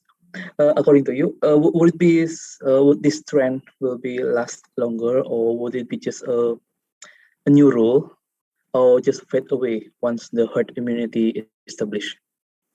To me, it's a really good rule. Making sure that everybody is clean before you enter a premise is really good. And then it becomes a culture. Right now, it's only been in practice for about 1.5 years or 2 years max. So if it continues for the next few years, it becomes a culture, and people definitely wash their hands more frequently. And I notice this every day when I send my young three-year-old daughter to the kindergarten. She has to wash her hands before going into the kindergarten every day, and the teachers teach her how to wash her hands using soap and water, right? And when you start young, you definitely remember, isn't it? So if you keep on practicing this for a few years, you will definitely stay for a long time. And I can see that. I would probably think that sanitizing your hands, and even some people would end up wearing the face masks for a long time as well, because there might be there must be definitely a phobia somewhere, right? Oh no, I do not want to be close to somebody, or perhaps not close to somebody speaking, or perhaps not close to somebody eating, or sneezing or coughing. So definitely you will definitely have people wearing the face mask all the time from now on, right? And it will definitely go away after many years. But to me, as a way of inculcating a really good behavior, in terms of cleaning your hands and your fingers before you do something, yes, it's a really good thing. It's not a trend to have to sink at the front of your premise, get people to wash their hands, get themselves clean, and then come into the building. That would be a really, really good culture to continue them. Yeah, because at that time, it was very hard for Indonesians to find hand sanitizer at the very first time the COVID landed in Indonesia. It's so much easier to provide wastafel, isn't it? Yes, correct. All right, thank you, Doctor.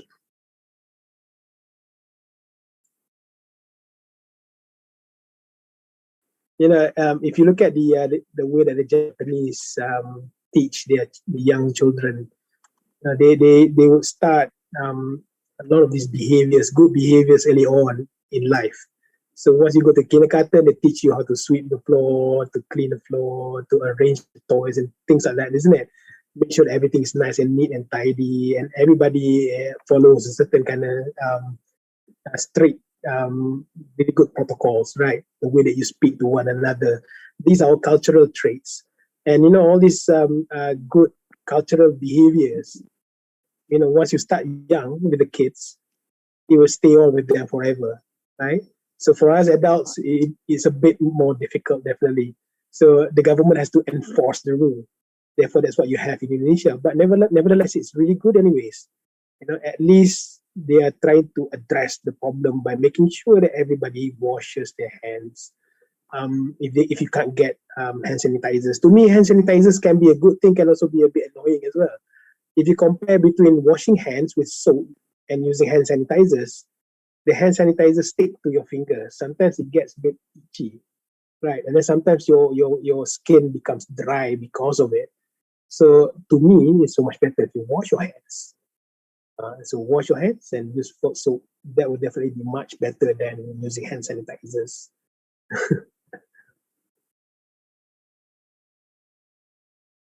Right, I agree with the washing hands because actually there is, I think there is research about washing hands and hand sanitizer that washing hand is the best way to clean your hands instead of hand sanitizer. It almost didn't kill any germs or virus in your hands actually. Yeah. So there is it's more in the mind, isn't it? Yeah, exactly. It's like a peace of mind. Yep. So Maria Martina asks if you don't mind, can we have the presentation file? I think it's up to the host, isn't it? MC?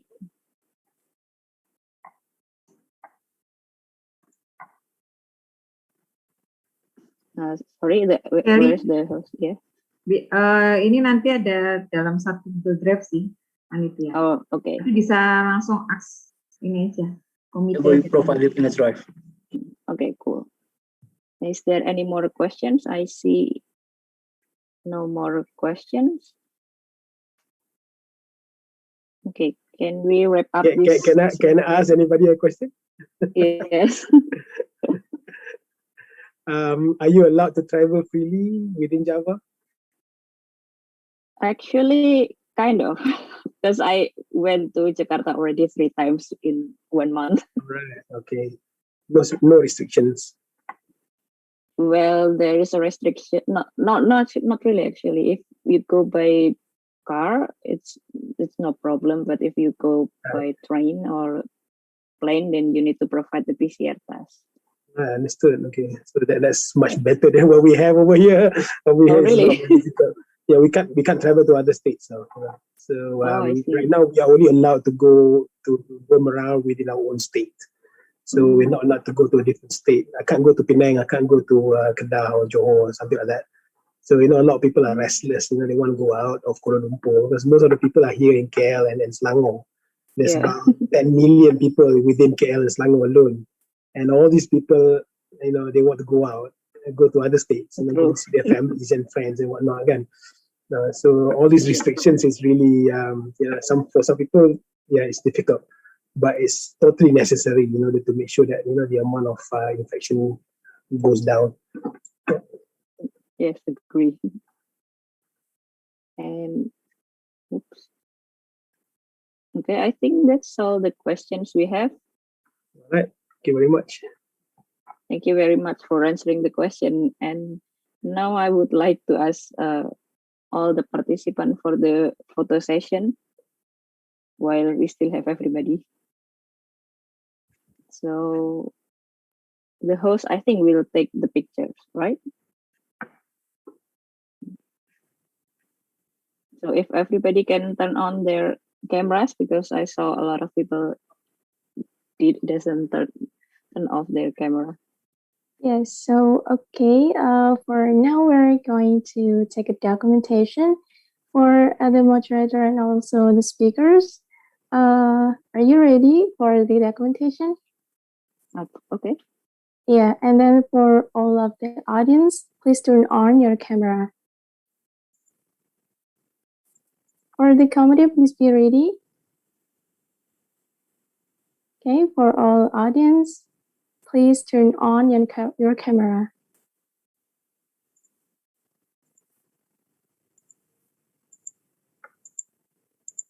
Okay, now I'll count it. 1, 2, and 3. Okay, maybe one more picture. 1, 2, 3. Okay, I think it is enough. So, let's go to the next agenda. Thank you for the moderator and also the speakers. Yes, my pleasure. Thank you, Dr. Azam. Thank you, Basi. Thank you, everyone. Yeah. Thank you for Sally and Brahmiana as the MD, as the moderator, and also to Dr. Muhammad Azan bin Ismail from the University of Malaya as the speaker for the very interesting and certificate for 7 years.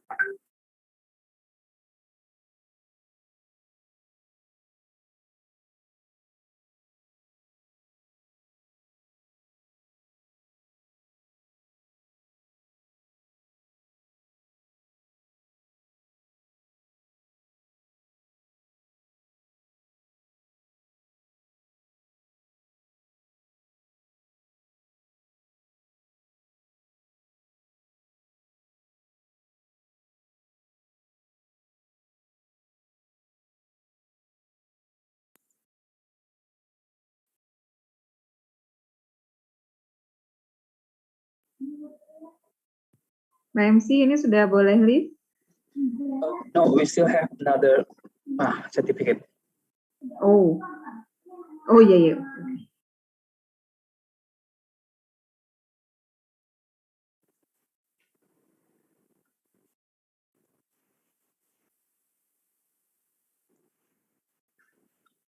Okay, Mrs. Asri, would you please symbolize?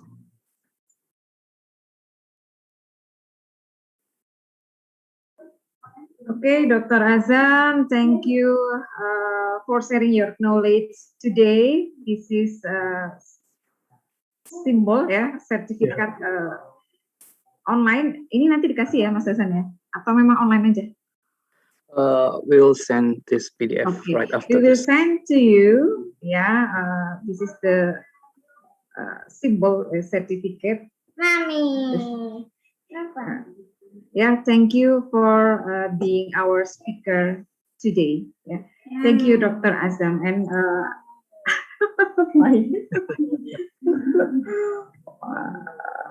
I'm sorry. I hope this collaboration can continue in the future.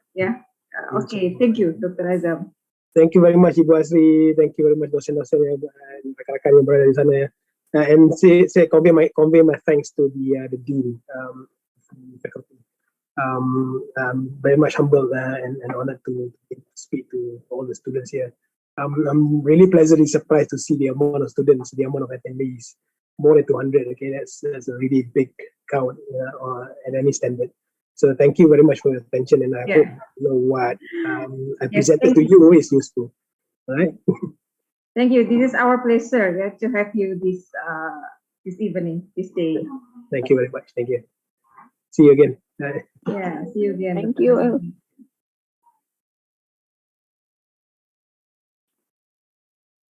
Next, we are having an ice breaking, but before that, it is required for all participants fill in the attendance link that has been listed in the chat section or share to the group chat.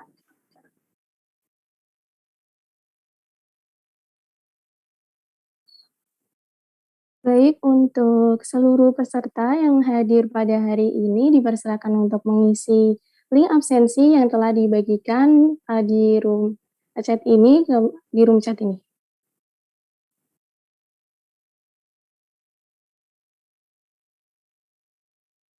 Okay, everyone. See you again. Bye.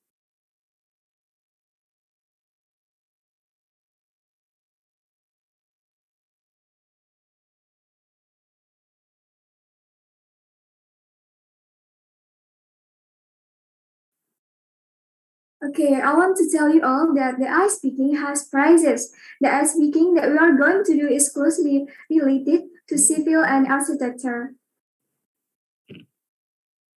Jadi untuk seluruh peserta yang hadir pada hari ini, kita akan melakukan ice breaking, dan ice breaking ini berkaitan erat dengan dunia sipil dan arsitektur. Okay, without any further ado, let's get to the first question. For the committee, please going to the first question. Untuk pertanyaannya nanti akan dapat Tim, disaksikan saya di live ya. layar. Thank you semua ya. Thank you panitia ya. Baik, Ibu Asri, terima kasih banyak. Selamat sore, Ibu.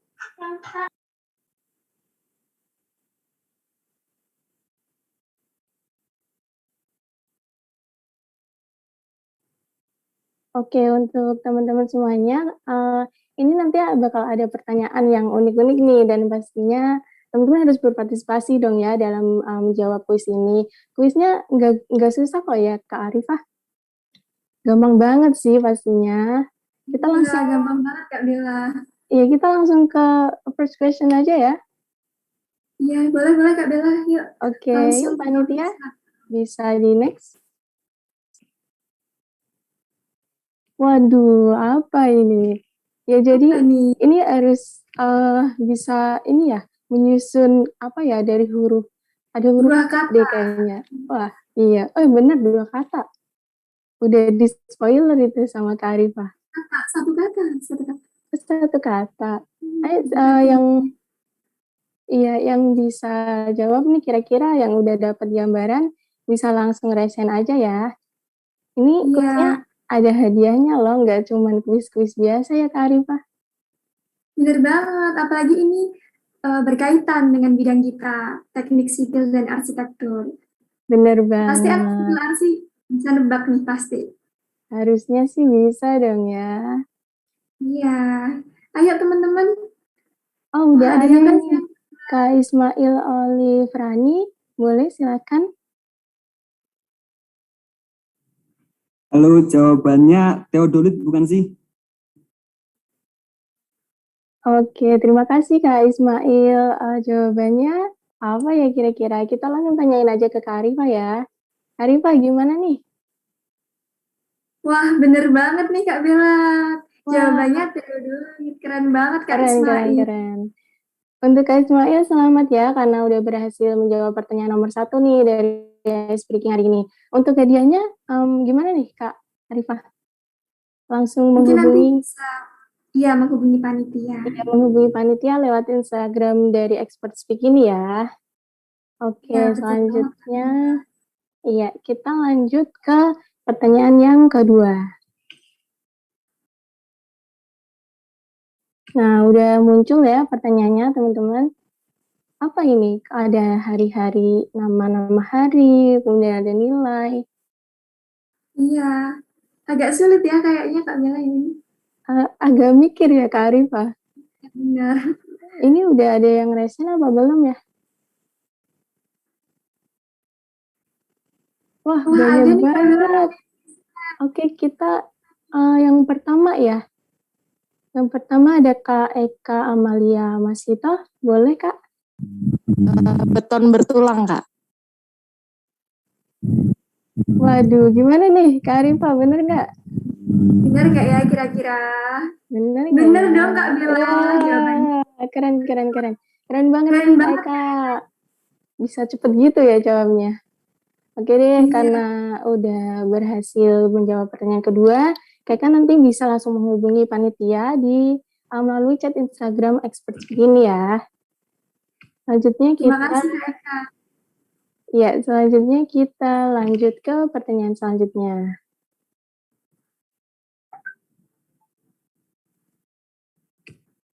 Oke, pertanyaan soalnya udah muncul di layar. Teman-teman yang bisa menjawab. Iya. Wah, udah ada yang raise hand nih Kak. Cepet Siapa banget. itu? Wah, Kak Hamdan ya. Wah, semangat banget nih. Boleh Kak Hamdan.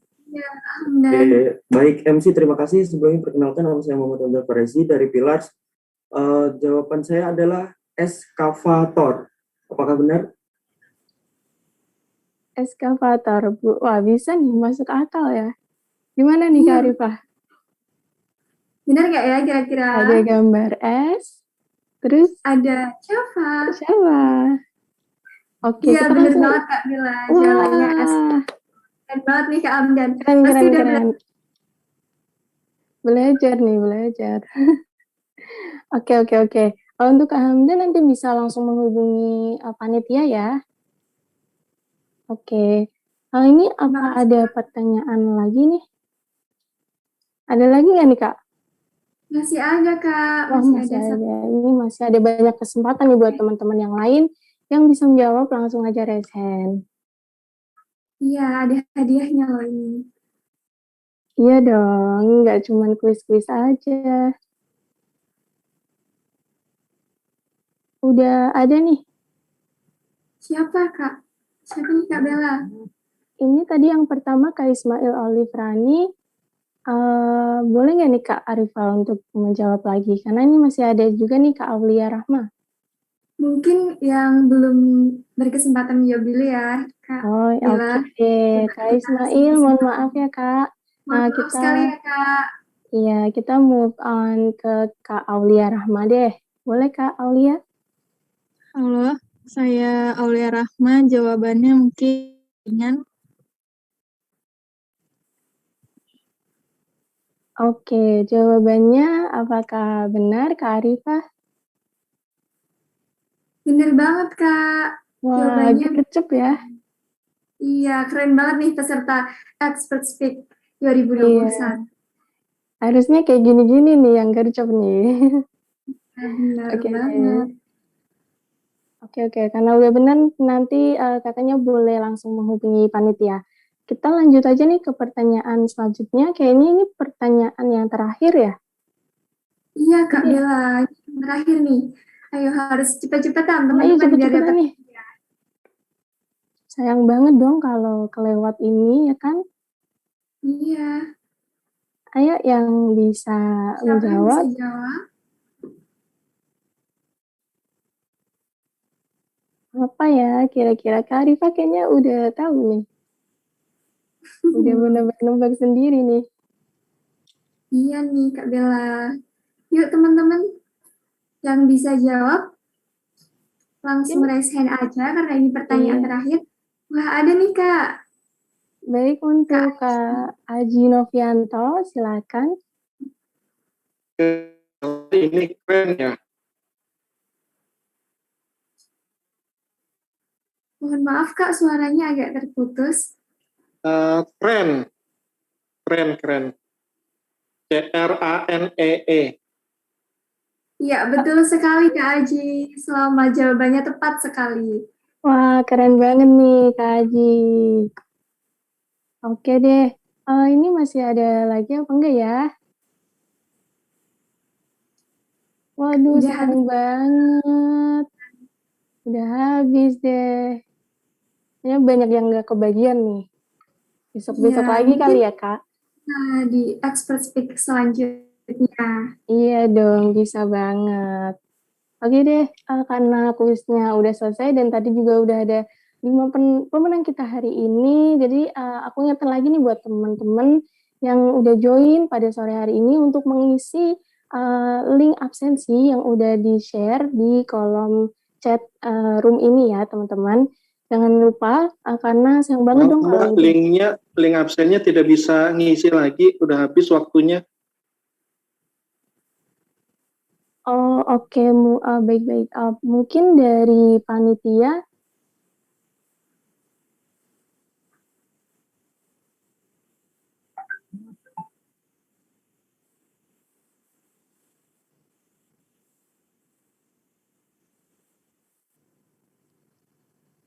Oke deh teman-teman, untuk absensinya nanti akan dibantu oleh panitia ya, jadi mungkin ditunggu aja untuk beberapa saat seperti itu ya.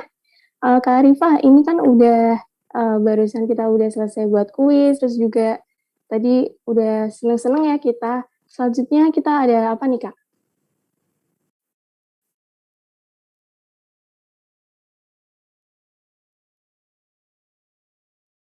Okay, ladies and gentlemen, dear invited guests, finally, we get to the last session in this event, which is the closing of Day 5 Expert Speak 2021. The Arifah Sari and my partner, Saya Salsabila Juzudenta Putri, as the master of ceremony representing all friends and all the commit on duty this evening.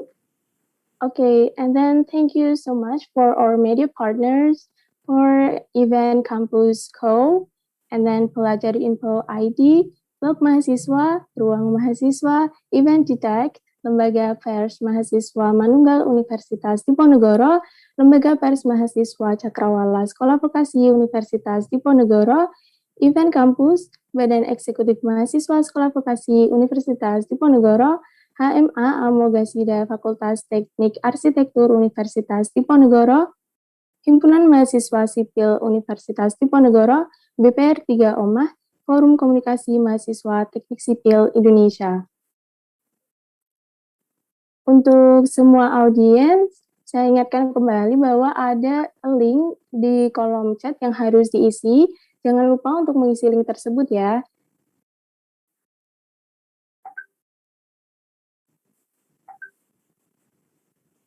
Say thank you very much to all participants, attendees, and invited guests who have been willing to attend this event. If there were any mistake in guiding this event, we're sorry about it. May what we had conduct will be useful for us. Don't forget to join the next Expert Speak Series 2021 on the scheduled date. Stay healthy, stay positive with good vibes only. Wassalamualaikum warahmatullahi wabarakatuh.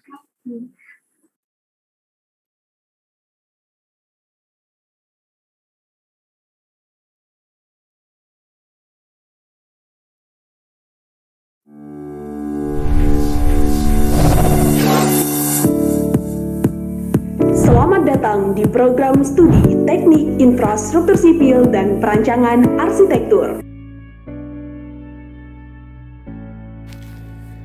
During the pandemic that hit the entire world, including Indonesia, this resulted in almost all human activities being paralyzed due to the physical distancing program launched by the government in order to reduce the spread of COVID-19, which was increasing day by day.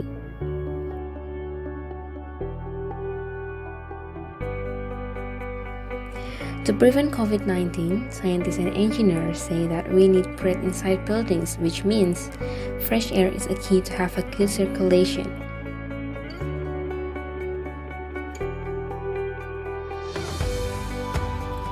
Ventilation in the buildings can reduce the risk of spread of this coronavirus and being one of the ways to keep people safe.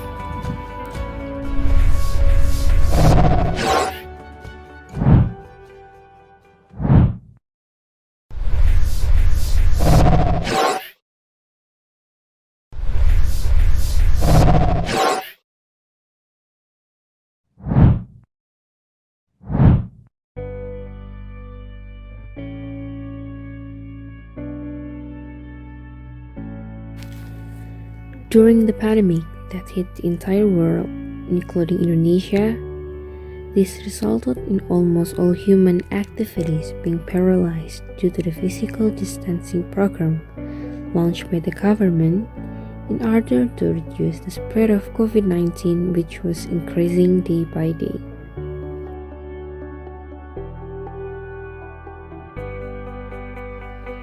To prevent COVID-19, scientists and engineers say that we need breath inside buildings, which means fresh air is a key to have a good circulation.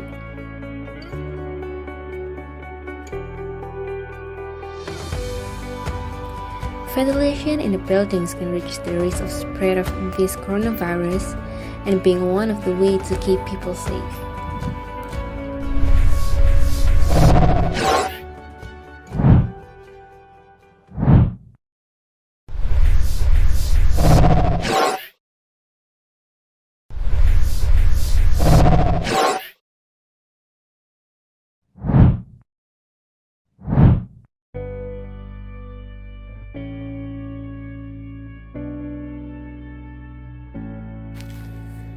During the pandemic that hit the entire world, including Indonesia, this resulted in almost all human activities being paralyzed due to the physical distancing program launched by the government in order to reduce the spread of COVID-19, which was increasing day by day.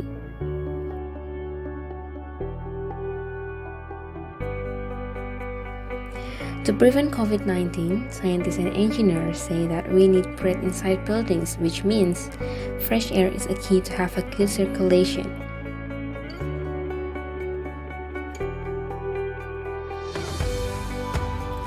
Ventilation in the buildings can reduce the risk of spread of this coronavirus and being one of the ways to keep people safe.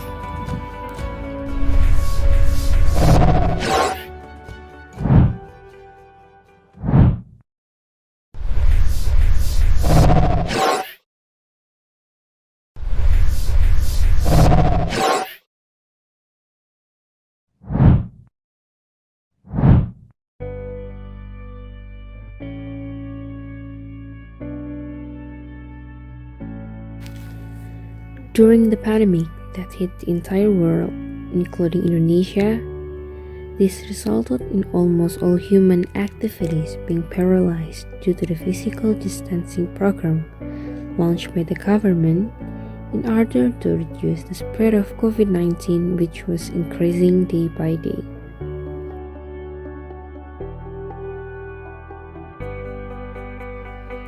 To prevent COVID-19, scientists and engineers say that we need breath inside buildings, which means fresh air is a key to have a good circulation.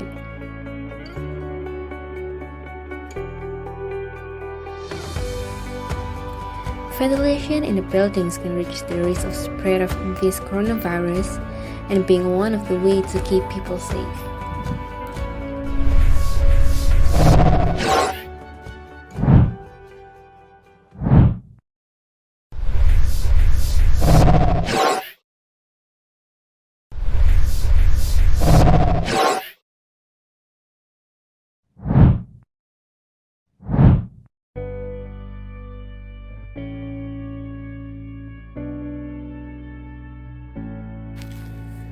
During the pandemic that hit the entire world, including Indonesia, this resulted in almost all human activities being paralyzed due to the physical distancing program launched by the government in order to reduce the spread of COVID-19, which was increasing day by day.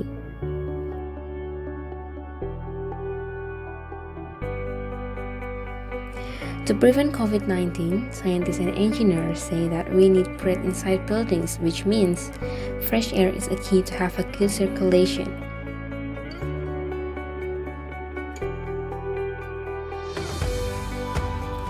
Ventilation in the buildings can reduce the risk of spread of this coronavirus and being one of the ways to keep people safe.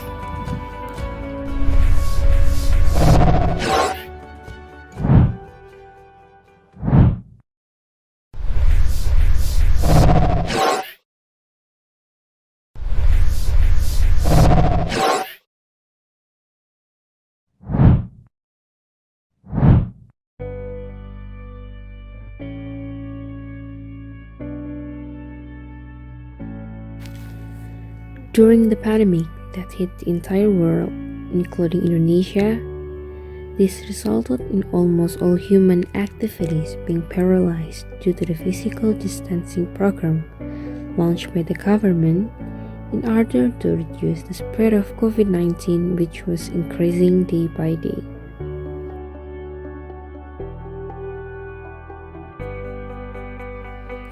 To prevent COVID-19, scientists and engineers say that we need breath inside buildings, which means fresh air is a key to have a good circulation.